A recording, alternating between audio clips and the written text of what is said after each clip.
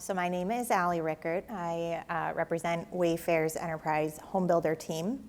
And we focus a lot with a lot of the high volume builders, helping with everything from model home design, which is where you'll see a lot of the images come from with the offices that we're sharing today, as well as everything from club rooms, amenity spaces, pool areas, etc. So excited to be here today. No, and we're very glad to have you.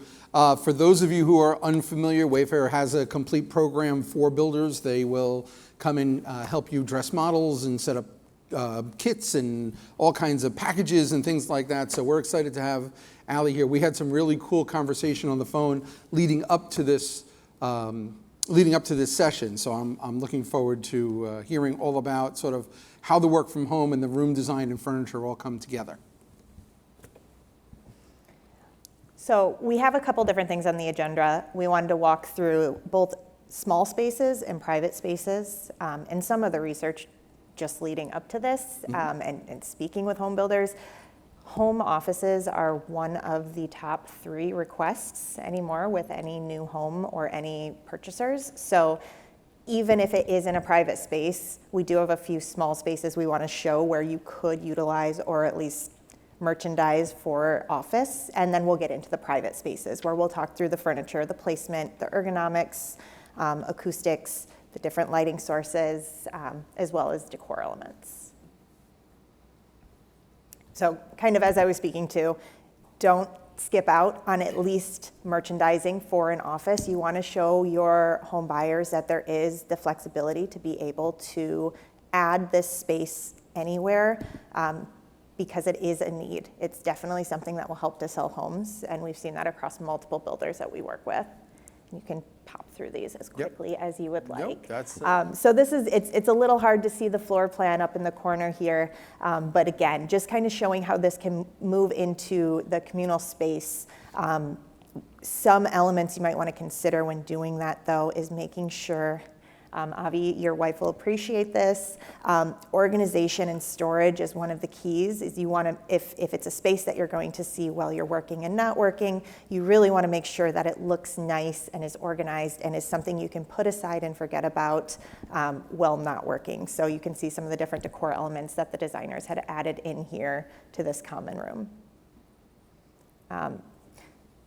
What we liked about this one, and the reason we selected this image, is this desk is actually right up against a window, looking out into natural lighting. This will provide somebody a relief, a positive distraction from the workplace. So I wanted to show this, and then the smaller picture to the side there shows what it might look like from that desk, being able to just see out, see nature and elements, if you do have that ability. The other thing you'll see on here, again, these are from models that we have worked on. So when we're doing models, we're looking at non-ergonomically friendly seating placements. So these chair options at the bottom are probably not what somebody's going to want to put in their home office, but in setting up a model, it's a very aesthetically pleasing way to show this functionality. So the reason why I left these in, because Allie and I worked on, so the designers did them all. I did a little editing at the end. And the reason why I left the 4 chairs there was because a lot of home offices overlook the idea that they're also quiet spaces. One of the things that we're going to talk about during the wellness portion tomorrow, Wednesday, sorry, today's only Monday, on Wednesday, is this concept of a quiet space someplace in the home, someplace where you can sit with your phone or a book or your computer in a comfortable setting. And it may not necessarily be at a desk. And so each of those 4 comfortable chairs along the bottom shouldn't be overlooked as a side chair or a chair that you add to a home office as a place to sit comfortably. I myself, I have my work chair, right? My swivel like these, with a high back and all of that. And then off to the side, I've got this leatherback chair that I've had since I was in college.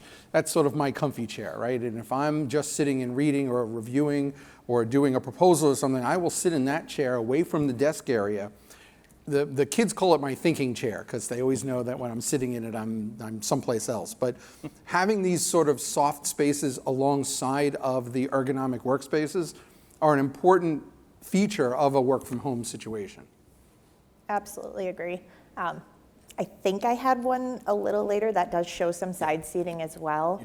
Another one with just like, again, if you're short on space, we see this a lot in the multifamily space, so may not apply here as much. But again, unique places where you can put that work from home area. This one is using it as a side table. But again, all of our builders are asking us to find a way to work this into spaces that they already have. So I just wanted to display how that is showing up in design.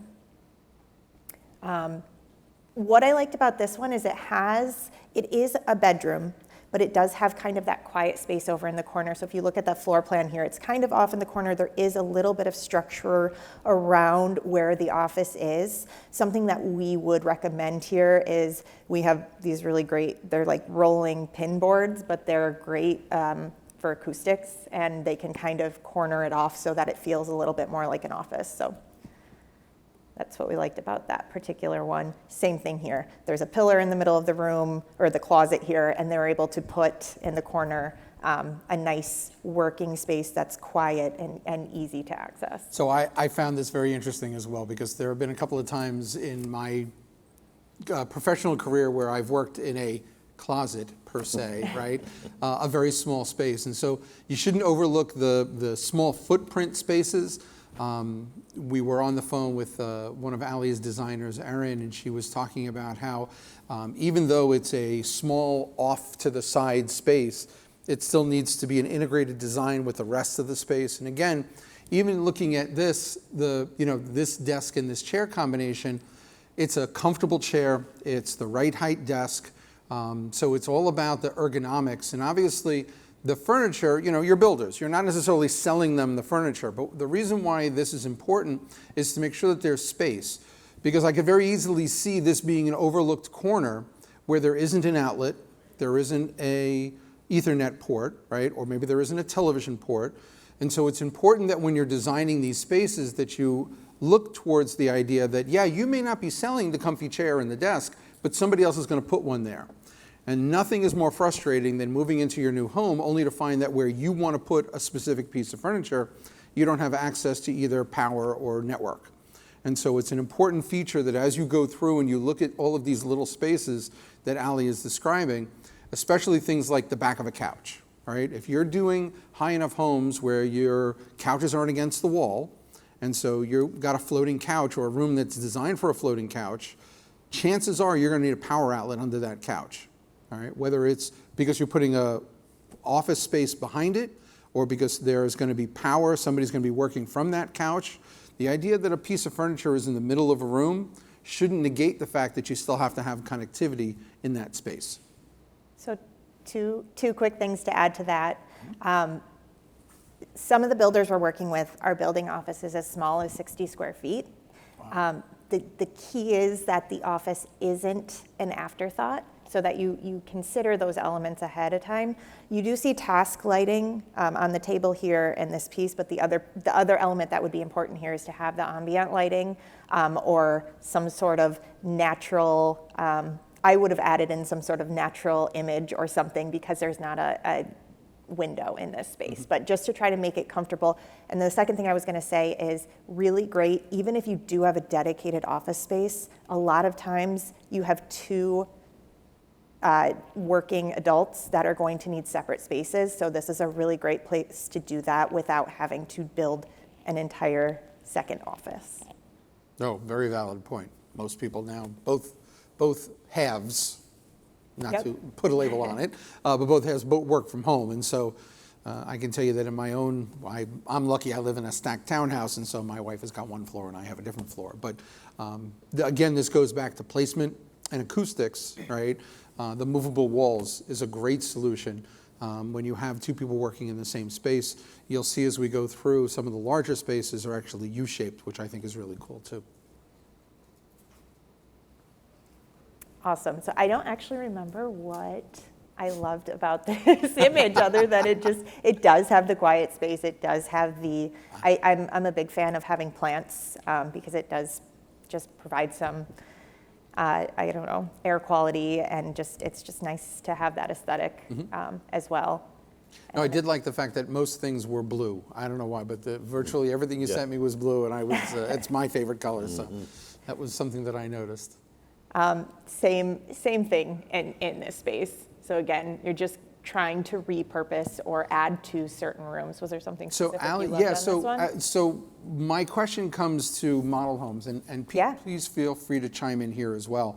As you're designing these model homes and as you're putting these spaces together, obviously a model home can be very subjective, right? The person walking in has to feel the decor as much as have that emotional connection to it, because if the decor is either too far to one side of whatever spectrum, they may not end up buying the house because they didn't agree with the designer's decisions. Right. So how do you get to a point where when they're walking through the model home, it's sophisticated enough to convey what the space is used for, but gentle enough or middle of the road enough so that they don't feel like, oh, well, this is not my taste at all, this house must not be for me? Sure. Well, I think it goes back to what Ali said in terms of being a cohesive design. You don't want to have, a certain focus on design and then have some obscure piece of furniture to display it. You want it to be cohesive, and I think, you made the point about the comfy chair isn't necessarily the chair that you're going to sit in if you're working there, but it does convey that that's a working space, and we do the same thing. I mean, it's something you think about up front, and when you're working with your interior designers, you're walking through each space and talking about it and how it's going to affect the buyer. So, yeah, it's definitely an upfront thought. It's a thought process. Yeah, for sure. I lean on our designers. Okay. So, No, that's fine. They will work with Yep. the builders to understand demographics and put together what at least the sales and marketing team think will be the best foot forward. So it's really their talents that are on here. Yeah, absolutely. So I think we're getting into some of the bigger spaces. Yes, this is actually, I forgot what you called this, a loftus? Oh, loftus. A loftus. We actually do see this quite often where it's a great space to get away and do, for gaming or for kids, but also because it is usually, in a loft area or removed from the remainder of the house, it's also a good spot for daytime working. So if there is a need for those like dual purpose spaces, this is one that we do still see quite often, even far removed from the 80s. And this actually is a good example of where we're using those natural images to try to bring in the outdoors when there's not a window in the space. And that very rustic desk obviously is going to give you that nice woodsy feel. But this was one of my favorites. I could, especially because the one desk was a drafting desk, which my wife has in her office, and the other was a sort of a regular desk. Yes, so the dual working space has been big as well. It was earlier in pandemic, a little bigger, honestly, than when builders really started to focus on how do we build out the offices themselves. But this is still a popular piece that we see where, again, you have two different working adults in one space, and it's a very aesthetically pleasing way to set up an office. A lot of these, you'll want to start to consider things like flooring, doing like higher pile rugs, acoustic wall panels, which can also be a decorative element. I think I get to those later in the presentation as well. But in those dual working spaces, the acoustics become much more important to consider. And perfect, yes, getting to the private spaces. So this is dedicated office spaces. You could go ahead to the next slide. This one I actually love because it incorporates the lighting elements as well as part of the decor. So that ambient lighting piece kind of is a statement for the room that pulls everything together. It also has a little bit of a comforting feel in the room as well. So that quiet space that you're kind of going for. And the bentwood chair just sells the whole thing. Bentwood chair, the gallery wall, another great piece for just kind of positive distraction, and the way that this is set up next to that window on the side, with the window to the side, not behind, which is very ideal for your Zoom call and the background, which Great. Makes perfect sense. yes. So we love the different decor elements that you can put on the walls as well. It's a very quick and inexpensive way to quickly dress up a room and just make it look a little bit more like a dedicated space. I have these in my office as well, and it just makes for a very nice backdrop behind. So paneling is coming back, is that what you're telling me? That's We're seeing it quite a bit, yes. This was the one where I think there's a lot of really great elements going on here. The ergonomic seating is key when you're actually working in an office.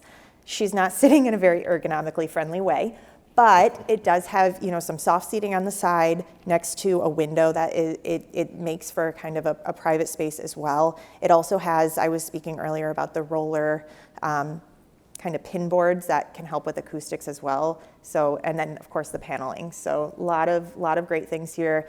The other piece, ergonomically speaking, is the sit to stand desks. We don't do as much of those, honestly, in model homes, but for home office, it's a must. I love mine. It's a must. If you don't own a sit-stand desk, it will change your life. Yeah, I'm here to tell you, it will change your life. So, a little plug. But the sit-stand desk, especially anybody who is doing the Zoom calls, 6 or 8 hours a day and has to be at the desk, not sit, but be at the desk. The sit-stand desk is phenomenal. So the elements that you will have to deal with if somebody wants to use one are things like availability of connectivity and outlets and things like that. And so that it's important to sort of design the room around the idea that, the desk is going to go from this height to this height, and to think about that. It's also a great way if you want to get into selling the packages that you show in your model homes, which a lot of builders are starting to do, showing those elements that are feature forward, like a sit-stand desk, which is a relatively new thing, helps to sell that home, right? Helps to sell that concept of the working space. The big exercise ball things and there's other ergonomic elements that have sort of come to the forefront in those work from home spaces.